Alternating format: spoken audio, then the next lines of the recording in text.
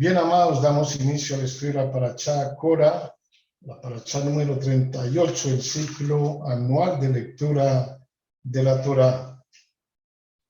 La Torá describe a los seguidores de Cora y a Cora como gente de gran prestigio. Todos ellos eran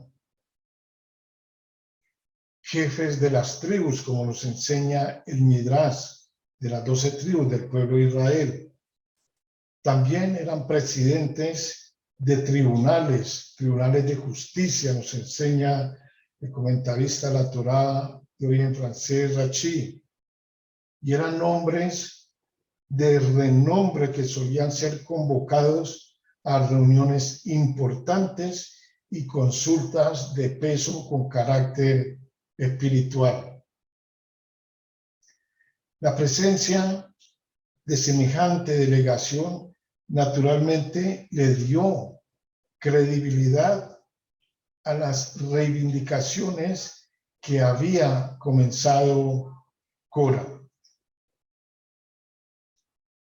Cora empezó su sarta de peroratas con un expletivo que pretendía poner a Moche y a Aarón a la defensiva, acusándolos de esta manera, Cora, a ellos de codiciosos y de haberse apropiado de poder y prestigio a expensas del resto de la nación, en cuyas circunstancias de que todos sus integrantes estaban tan calificados como ellos. Es decir, Cora puso en el mismo valor espiritual, digámoslo así, a cada una de las 250 personas que lo acompañaban en este levantamiento en contra de Moche y de Aarón.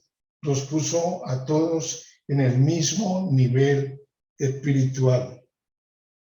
Luego, Cora trató de congraciarse con el mismo pueblo.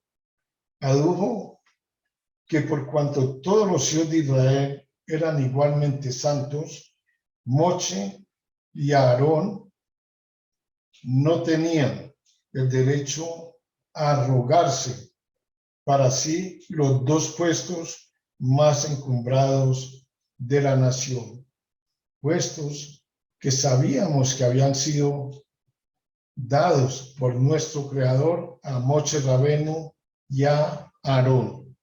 Todo esto está escrito en la Torá de Hachim. Esto no fue una decisión propia ni de Moche ni de Aarón. Sabemos que Moche fue llamado desde la zarza ardiente y Aarón fue llamado para el servicio al Eterno a través de la interpretación que debía hacer Moche al pueblo de Israel. No obstante, en realidad, el convincente argumentó de Cora y omitió un factor esencial respecto de la santidad del pueblo de Israel. Si bien es cierto que todo hijo de Israel, desde el sabio más insigne hasta la mujer más humilde, posee una santidad innata, existe otro aspecto de la santidad que depende ya únicamente del mérito personal, del mérito individual. Pues mientras más se desarrolla la persona, más intensa, más amplia es su santidad. Sin embargo, en todos sus discursos en este capítulo, Cora solo hizo referencia a la santidad del pueblo de Israel en una forma colectiva, mas no individual. Moche nunca hizo alusión a esto. más bien hablando solo de la persona de una manera individual, a quien Dios, a quien Hashem ya había escogido. Si bien Moshe reconocía la santidad a un nivel nacional, añadió que ésta dependía asimismo del mérito personal e individual de cada uno de los hijos de Israel. Y fue exactamente en esto que Aarón era superior a todos sus detractores, es decir, al grupo de 250 personas que lideraba Cora en ese momento. La rebelión de Cora contra Moshe, nuestro primer redentor, surgió de la visión de un pueblo en que cada cual sería su propio soberano. Moisés, no obstante, comprendía que semejante situación tarde o temprano conduciría a la anarquía total. Siempre debe haber una autoridad para gobernar o liderar a la gente, por valiosa que cada persona pueda ser, y aglutinarla como una sola unidad en Ejad. También debemos reconocer que esa autoridad suprema para cada uno de nosotros debe ser primeramente la Torá. Nosotros todos fuimos creados cuando llegamos aquí a la tierra, a este mundo donde habitamos, ya veníamos con una autoridad. Veníamos con la autoridad de Hashem, de nuestro Creador, sobre nuestras vidas, quien había permitido de que la relación entre nuestro padre y nuestra madre haya sido de buen agrado para traernos a la vida a cada uno de nosotros. Ahí encontramos la segunda y la tercera autoridad en nuestras vidas, nuestro padre y nuestra madre. A nosotros empezar a crecer, tendremos otra autoridad, que es la autoridad en la escuela, otra autoridad en el colegio, otra autoridad en la universidad. Se viene luego otra autoridad en nuestros trabajos, en nuestros empleos laborales. Siempre vamos a tener que depender en nuestras vidas, querámoslo o no, de una autoridad.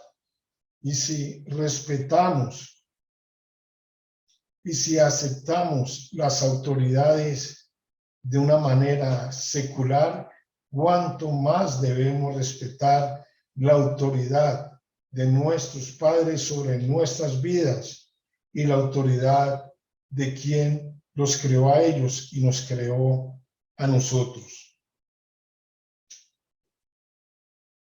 Dicen nuestros sabios que todos precisaremos algún día de un líder espiritual también, y que este líder espiritual en aquella época era un profeta, quien a su vez sería asistido por un sistema judicial encabezado por el Sanedrín, por la Corte de Justicia.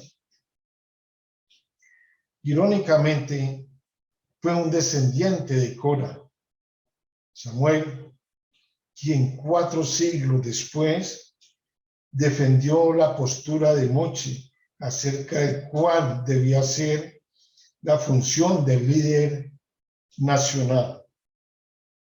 Hasta entonces, Dios había provisto a la nación con un líder sobresaliente, con el mejor, ya fuera profeta o haya sido un juez. Y continuaría Hashem de esta manera, haciéndolo. Un monarca independiente no encajaba en la concepción de nación que tenía el profeta Samuel. Cada hijo de Israel está sujeto a la ley divina. Cada uno de nosotros estamos sujetos a la ley divina, tal como está escrito en la Torá y es interpretada por las autoridades de cada generación. No obstante ello, cuando el pueblo pide un rey para gobernar sobre él, al igual que todas las otras naciones, Samuel, con la aceptación, con la anuencia de Dios, designó a Saúl para el cargo. Sin embargo, Samuel recalcó una y otra vez cómo el rey de Israel debía diferenciarse de los monarcas de las otras naciones. Estos monarcas de las otras naciones suelen gobernar solamente por capricho y por antojo, en tanto que el rey de Israel debe estar siempre subordinado a la Torá. Para los reyes gentiles, su engrandecimiento personal tiene precedencia por sobre los intereses de sus naciones. Sin embargo, el rey de Israel es el encargado de sostener y proteger la rectitud de la nación y de guiar a Israel como representante de la majestuosidad de Hachén y no de un soberano solamente de carne y hueso. Ya sabemos que el primer rey de Israel de carácter espiritual fue nuestro santo maestro Yeshua HaMashiach, quien vendrá. Anhelamos su venida, que sea pronto y que el Eterno nos permita ver la segunda y final redención con él. Está escrito en el libro de Primera de Samuel, capítulo 12. Ahora, he aquí el rey que han elegido, que han solicitado. He aquí que Hachén les ha otorgado un rey.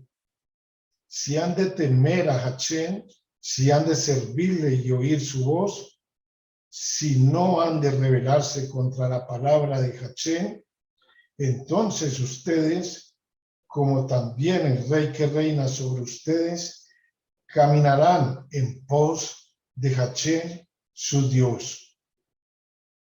Pero si no escuchan la voz de Hachén y se rebelan contra la palabra de Dios Altísimo, la mano de Hachén estará contra ustedes y sus padres. Incluso ahora, yérganse y observen esta cosa magnífica que hace Hachén ante los ojos de ustedes. ¿No es acaso el día de la cosecha de trigo? Sin embargo, yo invocaré a Hachén y enviaré truenos y lluvia. Entonces reconocerán y verán que es inmenso el mal que han obrado ante los ojos de Hachén al pedir para ustedes un rey. Invocó Samuel a Hachén y envió Hachén truenos y lluvia ese día. Y temió mucho todo el pueblo a Hachén y también a Samuel, al profeta. Dijo todo el pueblo a Samuel: reza por tus siervos, a Hachén tu Dios, para que no vamos a morir, pues hemos agregado la maldad a nuestros pecados al haber pedido para nosotros un rey. Dijo Samuel al pueblo: no teman, no teman. Si bien ustedes han hecho todo este mal, solo no dejen de caminar en pos de Hachén.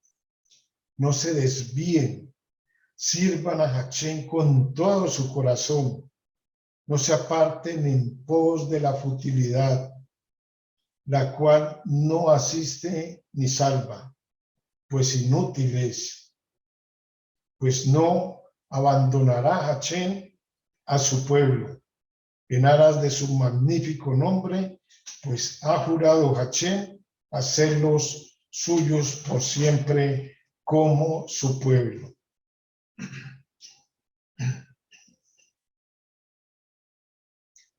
Bien, Cora argumentó que Moche y Aarón se apoderaron de una manera deliberada de los puestos que otorgaban gloria y honor, y demandó indignado que se respetara el honor de todo el pueblo de Israel y que se detuviera aquella violación de parte de Moche y de Aarón. Rashi nos explica que había un puesto de honor que Cora deseó y que a la postre recibió otra persona. Su celo lo llevaron a dirigir la rebelión. Como era de esperar, la rebelión de Cora terminó cuando él y sus seguidores fueron terriblemente castigados mediante milagros especiales que hizo Hachín para probar que Moche era el único que hacía precisamente lo que le habían ordenado hacer. Cuando nosotros tenemos una autoridad, es una persona que está por encima de nosotros de una manera o de una forma espiritual. Nosotros sabemos que toda autoridad es puesta por Dios, como está escrito. Por eso nosotros no tenemos que dejar que el pajarito que se nos paró en la cabeza se quede allí y haga nido, porque a la postre esto nos va a traer problemas. Cuando una autoridad ha sido puesta en nuestras vidas, en nuestros empleos, en nuestros trabajos, en nuestros países, es una autoridad que ha sido delegada por Dios. Solamente Él sabe por qué, solamente Hachén sabe por qué esa autoridad fue puesta sobre nosotros. Explica Rashi que lo que fortaleció emocionalmente a Cora en su intento, que de otra forma hubiera sido considerado una locura total, fue que él vio por inspiración divina que de él descenderían personas grandes espiritualmente. Entonces Cora pensó, ¿cómo es posible que pueda ser el antecesor de una descendencia tan grande y no vaya a salvarme y a emerger de una manera victoriosa? Rashi deja en claro que Cora era una persona realmente inteligente, era una persona sabia, pero de todos modos se embarcó en esta locura debido a su racionalización, debido a su pensamiento. Por supuesto, como explica Rashi, Cora no entendió que sus hijos más adelante terminarían haciendo techubá y que eso fue lo que dio lugar a que en el futuro él, Cora, tuviera una descendencia milagrosa. Esto está escrito en el Salmo 84 que leyó nuestro amado hermano Fabián. Dice, para el director sobre el Gití, por los hijos de Cora. Los hijos de Cora se arrepintieron, hicieron techubá, a pesar de haber visto lo que había ocurrido con su padre.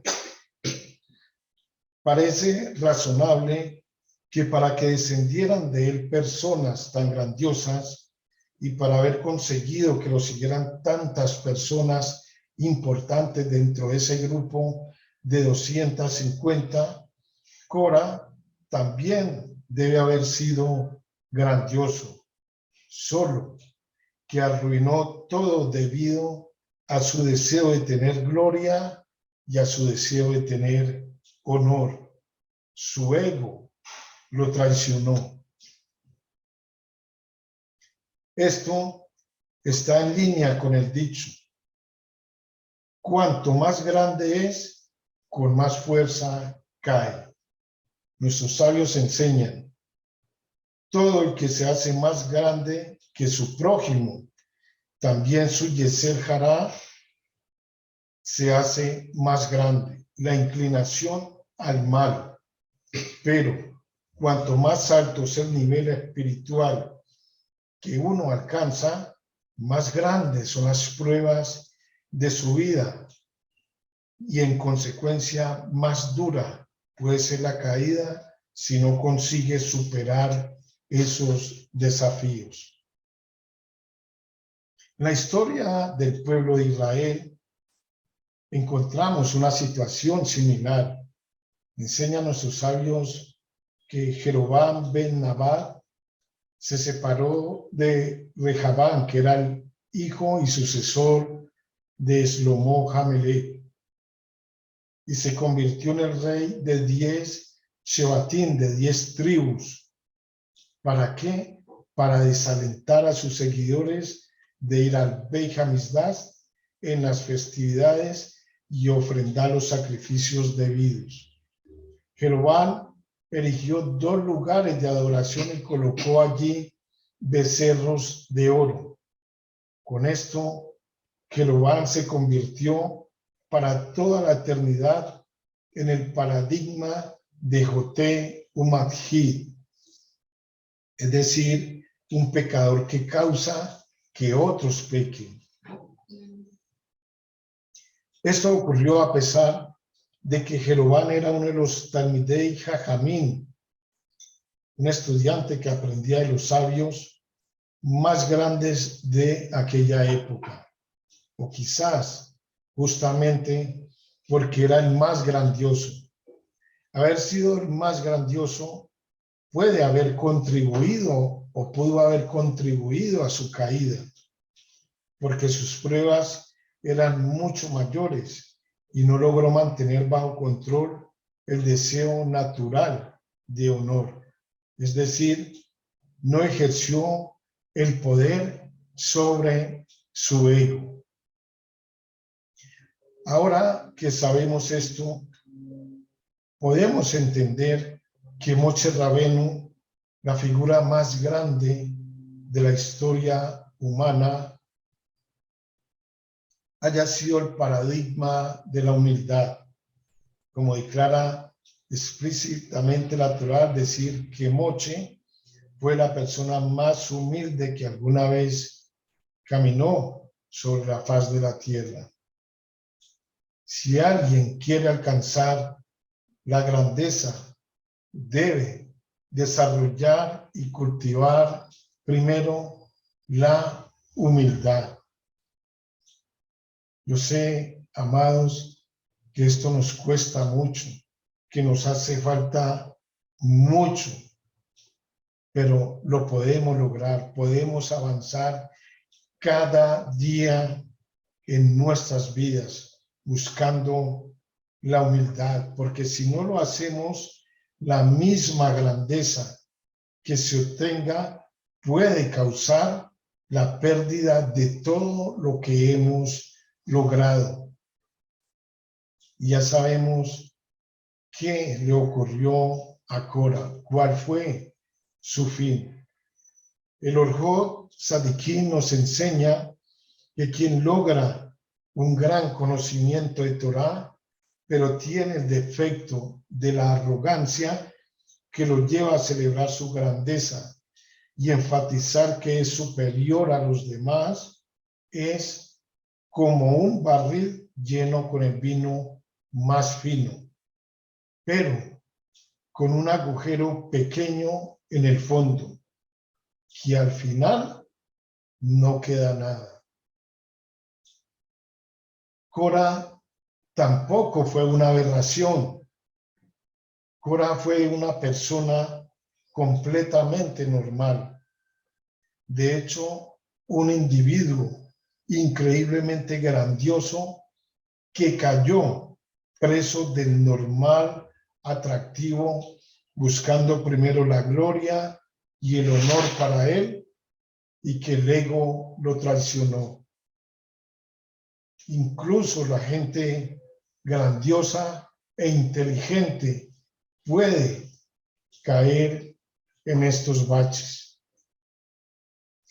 Esa gente puede correr el riesgo de caer en las atemorizantes trampas de la locura, la necesidad de honor y reconocimiento puede llevar a una persona a transgredir los mandamientos de la moral y la justicia y llevarla a comportarse de una forma extremadamente destructiva, a tomar un camino considerado totalmente absurdo y diferente a los principios de la Torá.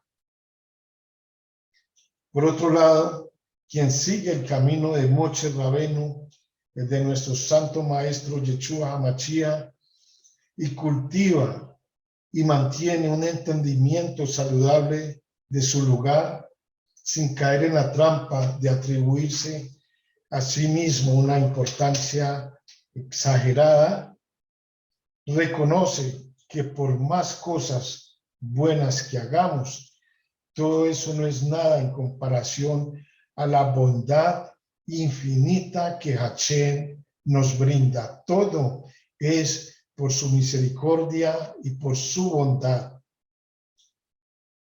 Este camino lleva a la persona a florecer y progresar en la dirección recta y en la dirección lógica de las acciones tanto morales como espirituales, y los lleva a los emprendimientos justos. Amados, cuando un hombre pone cuidado en que todos sus actos sean hacia el lado derecho y que ha de incluir la izquierda en la derecha, entonces Dios, nuestro Creador, mora con él, mora con nosotros en este mundo y lo trae al mundo futuro, lo lleva a l'Olam Habá. Un hombre no ha de decir: cuando yo alcance ese mundo, buscaré misericordia del Rey y me arrepentiré ante él. Porque no hay obra, ni actividad mental, ni ciencia o sabiduría. Después que un hombre parte de este mundo, no va a encontrar nada de esto.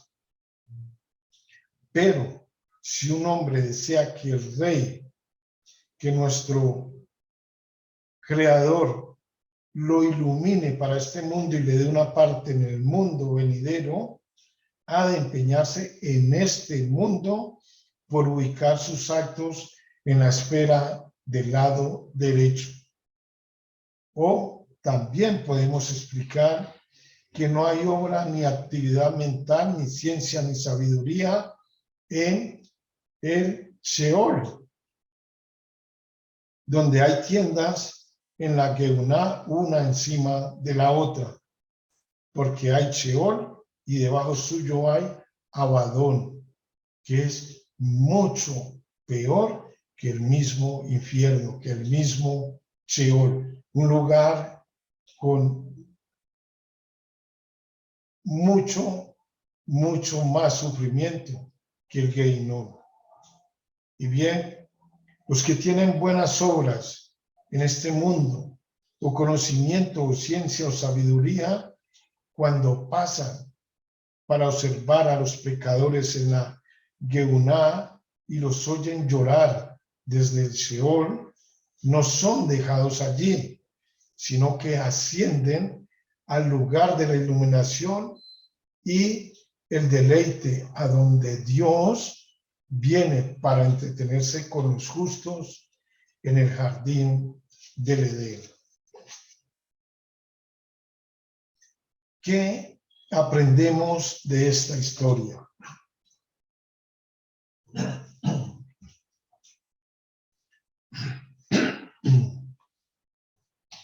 Enseñan nuestros sabios de Israel que en nuestra dimensión física la luz de nuestro Creador adopta dos formas: la luz interior y la luz circundante, la que nos rodea. Nacemos con una gran infusión de luz que viaja a través de nosotros a lo largo de nuestra existencia, acompañando a nuestra alma en ese viaje. La mayor parte de esta luz es circundante y una pequeña parte es la luz interna. Sin embargo, esa luz circundante se interioriza, es decir, entra a nosotros solamente cuando trabajamos y superamos nuestro dolor, cuando rompemos nuestros patrones, cuando dejamos de buscar la aprobación, cuando compartimos desinteresadamente y abandonamos el ego. De la misma forma que hay dos tipos de luz, hay dos formas de cambiar en este mundo, en esta edad presente. Una es haciéndolo desde nuestro ser interior, cuando despertamos nuestra conciencia y le arrebatamos el control al ego. La otra es desde la parte exterior, desde la parte circundante, prestando atención al llamado a nuestra puerta que viene de las dificultades a las que nos enfrentamos y que no parecen ponerse más fáciles.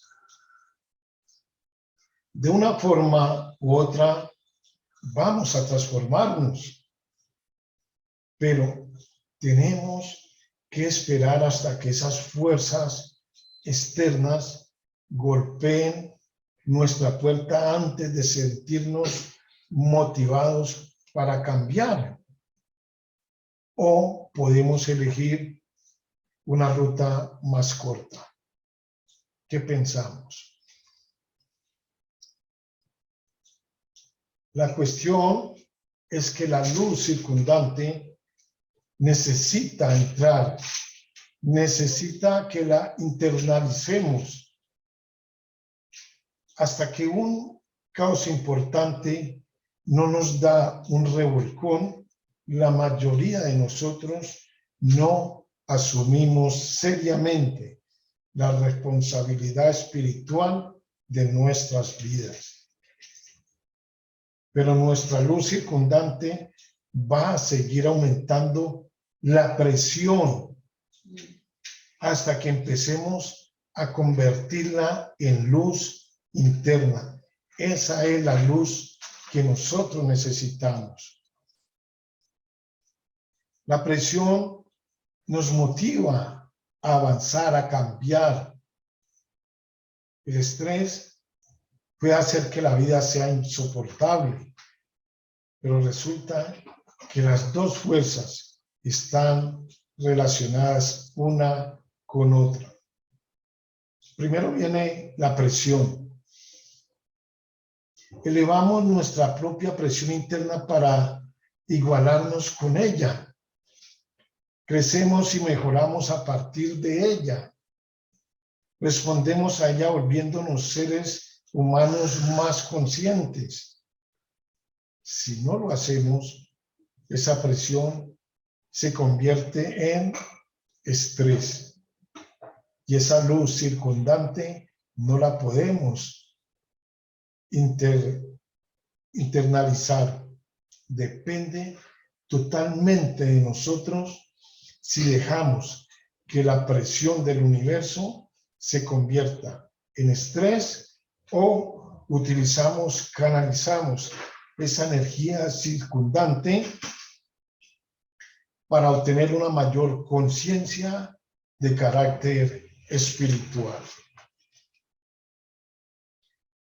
Nuestros sabios en el Zohar, en un comentario que hacen sobre la Torá, nos explican que desde el momento que salimos del vientre de nuestra madre, el oponente se nos adhiere para empujarnos hacia la grandeza, para ayudarnos a conectar con la plenitud duradera. De esta forma, los obstáculos son en verdad oportunidades disfrazadas. Los errores solo son errores si no aprendemos de ellos. Cuando caemos en nuestro trabajo espiritual, sabremos mejor cómo vencer al oponente la próxima vez.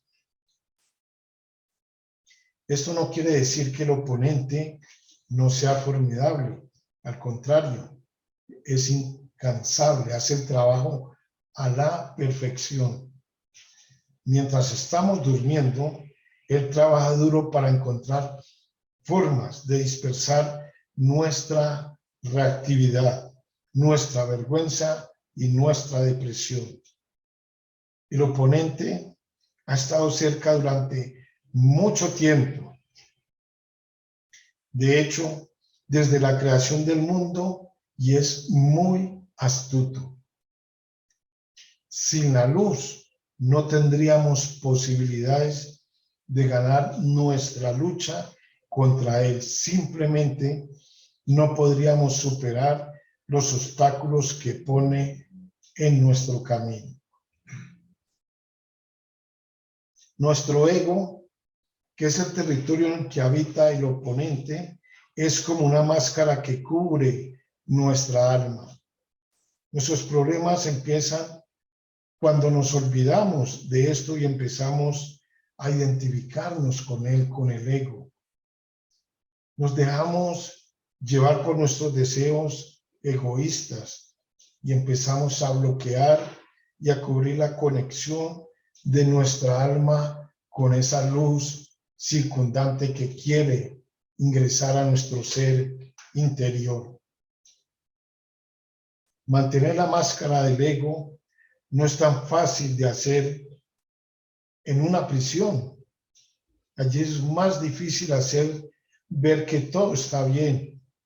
Esto elimina gran parte del fingimiento y les permite a algunos reclusos un grado de abertura y humildad que puede ser más difícil de lograr en el mundo exterior. Así pues, irónicamente, aquellos que viven fuera de las paredes de la cárcel pueden estar más limitados que algunos habitantes de una prisión. Ellos han llegado a aceptar quién son realmente. Al leer esto, puede que nos estemos preguntando qué tipo de máscara llevo puesta ahora mismo. ¿Cómo ha llegado a encarcelarme mi propio ego? ¿Cómo ha contribuido esto a mi conciencia de víctima? El dicho, mantén a tus amigos cerca y a tus enemigos más cerca, también se aplica al ego. Nuestro primer paso es reconocer el ego y luego observarlo de cerca. Necesitamos entender cómo funciona para que no dirija el espectáculo sin ninguna intervención de nuestra alma. Como ya hemos visto, una forma útil de mirar el ego es entendiendo que inconscientemente nos proporciona un mapa de la negatividad que hay dentro de nosotros. Si escuchas al ego mientras te mantienes consciente de que no es realmente quien tú eres, puedes utilizarlo para revelar los problemas internos en los que necesitamos trabajar. Esto nos lleva a un entendimiento más matizado de cómo funciona el ego, lo cual es apasionante. No solo estamos viendo el ego revelado, sino también el ego oculto, que es aquel que tenemos que sacar para cambiarlo por la luz circundante, por la luz que nos rodea. Ese ego es el que se esconde detrás de nuestra persona pública. Entonces, a medida que aprendemos a trabajar, a conocer el ego, descubrimos que nuestro paisaje interno no es lo que el exterior puede llevarnos a pensar. Y por eso es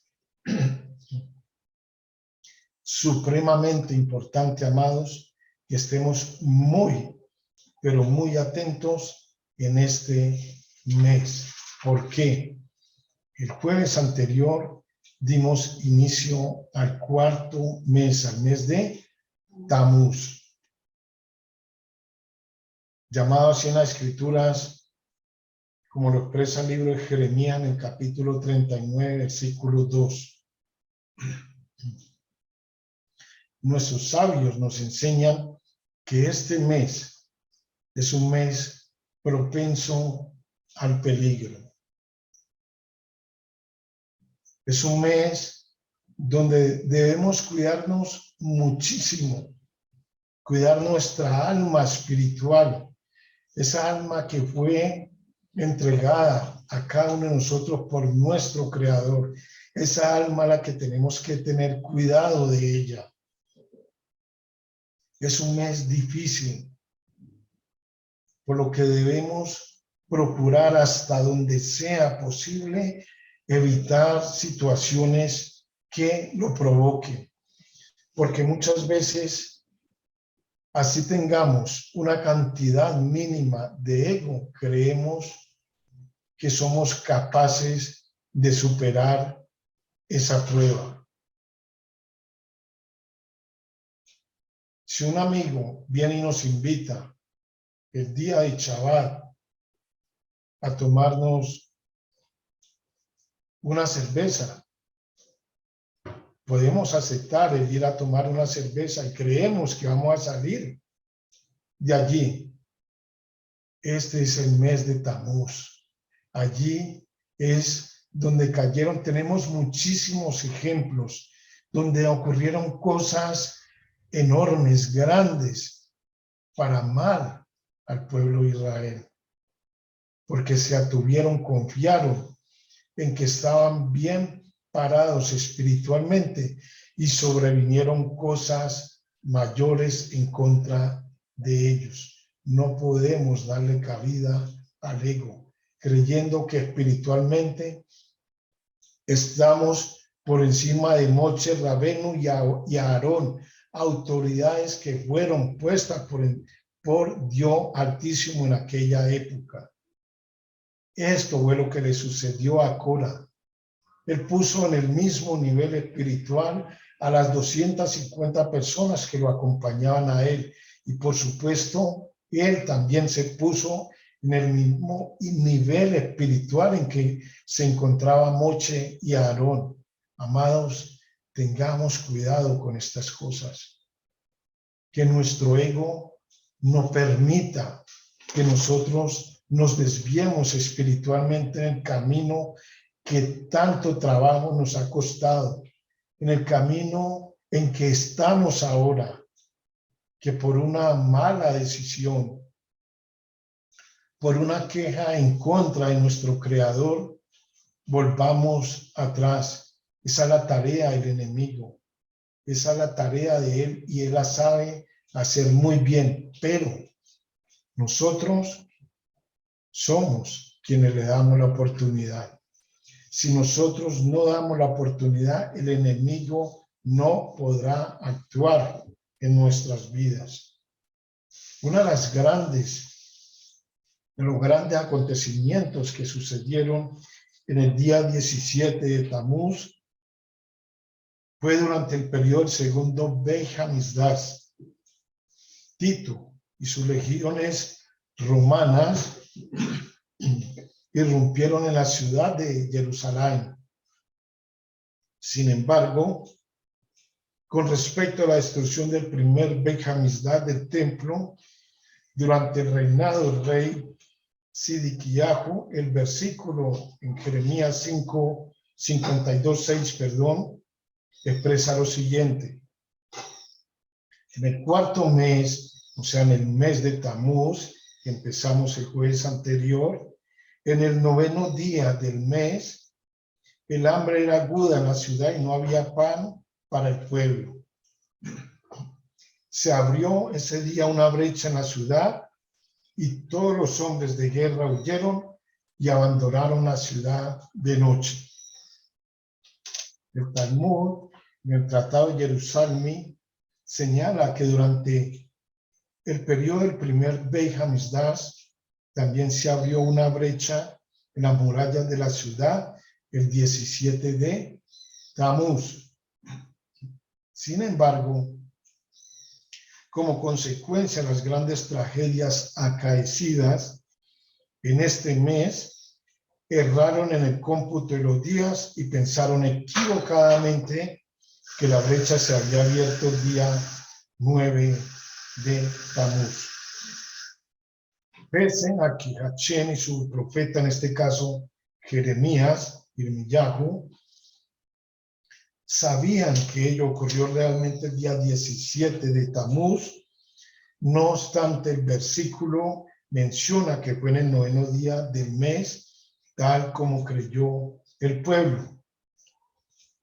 Pero lo más importante de aquí es que de esta forma el pueblo de Israel se dio cuenta de que Hachén estaba con ellos y sintió el mismo dolor y la angustia que su pueblo Israel. Mas esto no sucedió con Cora. ¿Por qué? Porque Cora había empezado a cultivar su rencor desde mucho antes, cuando Aarón fue designado como sumo sacerdote, como Cohen Gadol. O cuando el primo de ellos, Elisafán, hijo de Uziel, fue puesto a cargo de la familia de Kehat, lo que le dio una jerarquía superior a la de Cora, y un puesto que Cora sentía que le correspondía por derecho propio. Sin embargo, Cora no se atrevió en ese momento a criticar a Mochi. Y aquí viene una gran enseñanza para nosotros. Escuchen, amados, Cora no se atrevió en ese momento a criticar a Mochi. ¿Qué hizo Cora? Veamos esto. El pueblo lo amaba a Mochi, tanto que no habría tolerado ninguna rivalidad en su contra. Empero, después del fracaso de los espías y el decreto que toda la generación moriría en el desierto sin jamás haber visto la tierra prometida, la tierra de Jerez Israel, Cora se aprovechó de esa situación del descontento nacional para levantarse en contra de la autoridad puesta por Dios, en contra de Moshe Rabenu y de Aarón.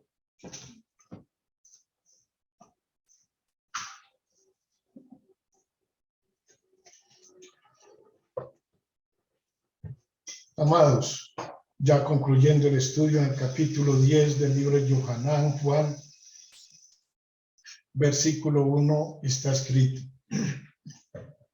de cierto os digo, dice nuestro Santo Maestro, el que no entra por la puerta de las ovejas, sino que sube por otra parte, ese es ladrón y salteador. Cora quería entrar por otro lugar, no por la puerta de las ovejas. Mas el que entra por la puerta, el pastor de las ovejas es. A este abre el portero, y las ovejas oyen su voz, y a las ovejas propias llama por su nombre y las saca. El pueblo de Israel conocía quién era su guía espiritual, o quiénes eran sus guías espirituales, tanto Moche como Aarón. Por eso nos enseña Yohanan Juan en el capítulo 10, versículo 4. Y cuando ha sacado todas las propias, va delante de ellas y las ovejas lo siguen porque conocen su voz. Solamente, y para desdicha de ellos, 250 personas acompañaron a Cora en esta rebeldía en contra de Moche y de Aarón. Continúo, versículo 5, mas de ningún modo seguirán a un impostor. Ese iba a ser Cora, un impostor, sino que huirán de él porque no conocen la voz de los impostores. Y este Midrash lo enseñó Yeshua, pero ellos no entendieron qué era lo que les quería decir. Yeshua pues les habló de nuevo diciendo: de cierto os digo, yo soy la puerta de las ovejas. Todos los que vinieron antes de mí son ladrones y salteadores, pero no los oyeron las ovejas. Anoji Hachar, el que por mí entra, vivirá y entrará y saldrá y hallará paz. El ladrón no viene sino para hurtar, matar y destruir. Yo he venido para que tengan vida y la tengan en abundancia. Anoji Haroe Jato, el buen pastor, su vida expone por las ovejas. El asalariado, y que es el roe de quien no son propias las ovejas, ve que viene el lobo y abandona las ovejas y huye, y el lobo las arrebata y las dispersa.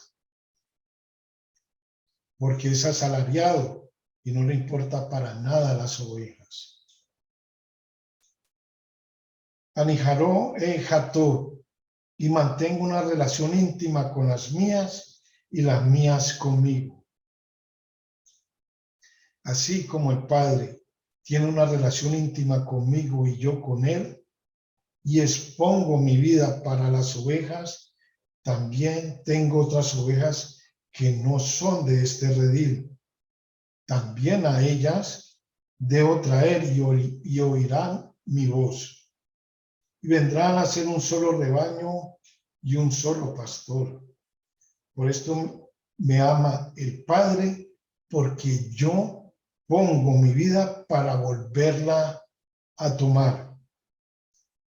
Nadie me la quita, sino que yo la pongo de mi propia voluntad para volverla a tomar. Este mandamiento recibí de mi Padre, enseña nuestro Santo Maestro Yeshua HaMashiach. Amados, para terminar, enseña el apóstol Pablo Rachaul en Romanos 3, 10 al 18. No hay justo, ni aun uno. No hay quien entienda. No hay quien busque a Dios. Todos se desviaron, se hicieron inútiles. No hay quien haga lo bueno. No hay ni siquiera uno. Sepulcro abierto su garganta, con su lengua engañan. Veneno de áspides hay debajo de sus labios. Su boca está llena de maldición. Sus pies se apresuran a derramar sangre. Quebranto hay en sus caminos. No conocieron camino de paz. No hay temor de Dios delante de sus ojos. Amados, todo esto es cierto. Pero también es cierto que a usted y a mí nos ama el Padre, nos ama nuestro Creador, y que debemos poner nuestra vida a su servicio para volverla a tomar. Algún día vamos a perder la vida, no sabemos cómo ni cuándo, pero se cumplirá la resurrección y allí tomaremos de nuevo la vida. Nadie nos la quita. Debemos ponerla de nuestra propia voluntad. Tenemos que tomar una firme decisión en nuestras vidas a quién le vamos a servir. Y cuando tomamos esa decisión y practicamos, le servimos al Eterno, hacemos Avodat Hashem, vamos a volver a tomar aquella vida. ¿Por qué? Porque este mandamiento fue el que recibimos de parte de nuestro Creador. Shalom, shalom.